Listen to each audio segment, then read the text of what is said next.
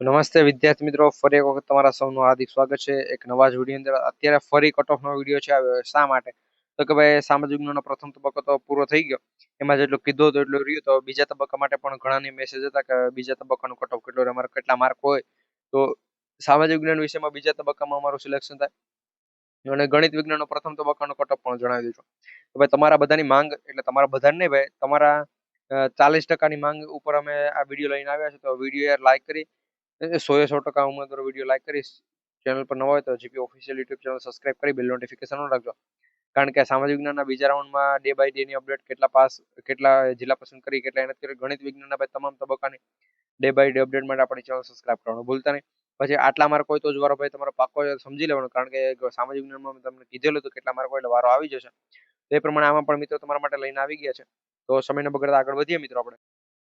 તો સૌ પ્રથમ તો મિત્રો હું તમને છે પેલા તો જગ્યાની સાથે જણાવતો છે ભાઈ, જગ્યા કેટલી રહેવાની છે, કેટલું અટક્યું હતું, હવે કેટલું રહી શકે મિત્રો, એ પ્રમાણે હું જણાવતો છે.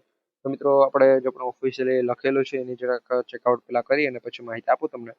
તો ત્યાં સુધીમાં તમે ચેનલ સબસ્ક્રાઇબ કરી બેલ નોટિફિકેશન ઓન રાખો, વિડીયો લાઈક કરી શેર કરી દેજો. અહીંયા ઓપન કેટેગરી માટેથી આપણે વાત કરીએ. ઓપન કેટેગરીમાં કટ ઓફ કેટલું રહે? તો ભાઈ ટોટલ કટ ઓફની જો વાત કરીએ ઓપન કેટેગરીમાં, તો 72.2503 માર્ક્સ હોય એટલે મિત્રો એનો વારો ફાઇનલી આવી શકે છે મિત્રો. એટલા 72.2503 માર્ક્સ તો હોવા જોઈએ, તો એનો વારો છે આવી છે. પ્રથમ તબક્કાનો મિત્રો કટ ઓફ છે એ લગભગ 72 જ અટકેલો છે, એટલે 72 ની ઉપર જ મિત્રો ગયું છે. એટલે આનો પણ મિત્રો 72 ની ઉપર જ રહ્યું છે.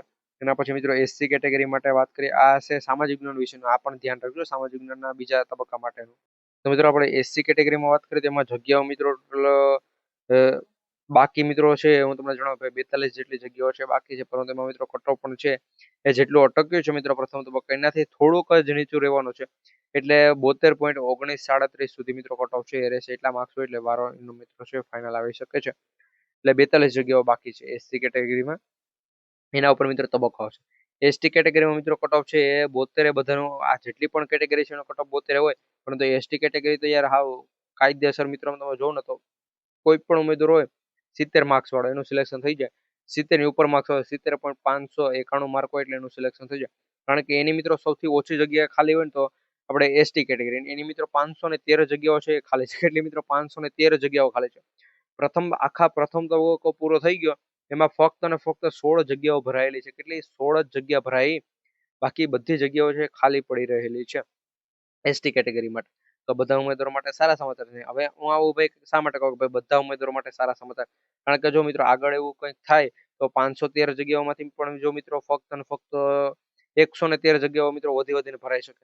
બાકી મિત્રો 400 જેટલી જગ્યાઓ જો મિત્રો ખાલી પડી રહી ને એસટી કેટેગરી, તો મિત્રો જો બધા ઉમેદવારોની માંગ હોય, બધા ઉમેદવારોની, એમ નથી કે ભાઈ એક કેટેગરી, બધા કેટેગરીની માંગ હોય તો 400 જગ્યા. બાકી જો ઓપન કેટેગરી રહે, એસસી કેટેગરી રહે અને એસઈબીસી કેટેગરી રહે અને ઈડબ્લ્યુએસ કેટેગરી છે એ મિત્રો 400 જગ્યા, એટલે ચારે ચાર કેટેગરીની અંદર 100 જગ્યાઓ આપી શકે જો બધાની માંગ રહે.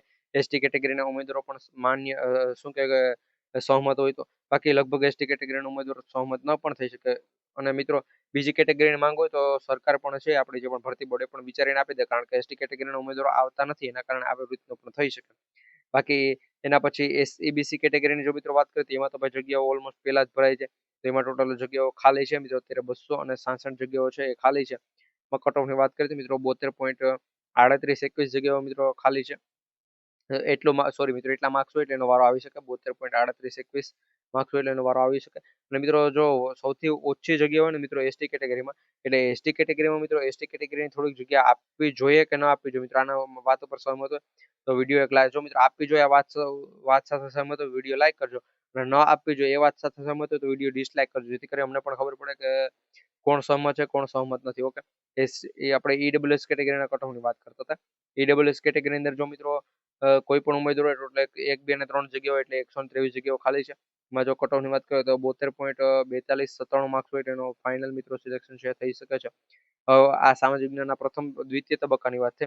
હવે ગણિત વિજ્ઞાનના આપણે પ્રથમ તબક્કાની વાત કરીએ. એનો મિત્રો જિલ્લા પસંદગી પણ ટૂંક સમયમાં છે શરૂ થવાનું છે. એ વાતનું પણ ધ્યાન રાખી લેજો. તો મિત્રો ગણિત વિજ્ઞાનનો મિત્રો અહીંયા હાઈએસ્ટ અને લોએસ્ટ હું તમને નથી જણાવવાનો ભાઈ. અહીંયાથી હું તમને સૌથી નીચું જણાવું છું. એનાથી મિત્રો કટ ઓફ છે એ ઊંચું જ રહેશે. હું તમને જે પણ અહીંયા કટ ઓફ મિત્રો જણાવે છે એનાથી મિત્રો કટ ઓફ છે એ ઊંચું રહેવાનું છે. એટલે એટલા માર્ક્સ તો તમારે બનવા જ જોઈએ તો ભાઈ તમારું સિલેક્શન છે થઈ શકે. કારણ કે મિત્રો આમાં મારી પાસે બે પ્રકારના કટ ઓફ છે. એક તો ઊંચામાં ઊંચું કેટલું છે અને નીચામાં નીચું કેટલું રહે. એટલે મિત્રો હું નીચામાં નીચું જ તમને કહું કે જેથી કરી જો એનાથી મિત્રો તમારા માર્ક્સ ઉપર હોય તો તમારું સિલેક્શન મિત્રો ફાઇનલ થઈ શકે. હવે આપણે ગણિત વિજ્ઞાનમાં જનરલ કેટેગરીની વાત કરીએ તો એને 72.0583 માર્ક્સ હોય મિત્રો. 72.0583 માર્ક્સ હોય એટલે મિત્રો ફાઇનલ સિલેક્શન છે થઈ શકે. એના પછી આપણે એસઈબીસી કેટેગરીની વાત કરીએ તો એસઈબીસી કેટેગરી માટે છે અહીંયા 70.53 માર્ક્સ હોય મિત્રો. આપણી ચેનલ પર નવા હોય તો ખાસ કરી અત્યારે જીપી ઓફિશિયલ યુટ્યુબ ચેનલ છે સબસ્ક્રાઇબ કરી બેલ નોટિફિકેશન ઓન રાખી લેજો. ઈડબ્લ્યુએસ કેટેગરીમાં 68 પોઈન્ટ તો સોરી મિત્રો 73.95 માર્ક્સ હોવો જોઈએ. અને આપણે એસસી કેટેગરીની વાત કરીએ મિત્રો તો એસસી કેટેગરીમાં છે એ 68.3781 માર્ક્સ હોવો જોઈએ મિત્રો તો ફાઇનલ સિલેક્શન છે થઈ શકે. એસટી કેટેગરીની જો વાત કરીએ મિત્રો છેલ્લા તબક્કાની અંદર મિત્રો 67.7241 માર્ક્સ હોય એટલે વારો આવી શકે મિત્રો. ચેનલ પર નવા હોય તો GP official YouTube channel subscribe કરવાનું ભૂલતા નહીં. વિડીયોને મિત્રો એક લાઇક કરી અને જો મિત્રો એસસી કેટેગરીનું કીધું એ પ્રમાણે લાઇક કરજો અથવા ડિસલાઇક અને વિડીયો શેર કરવાનું પણ ભૂલતા નહીં. મળીશું ફરી એક વખત નવા વિડીયોમાં. જય હિન્દ જય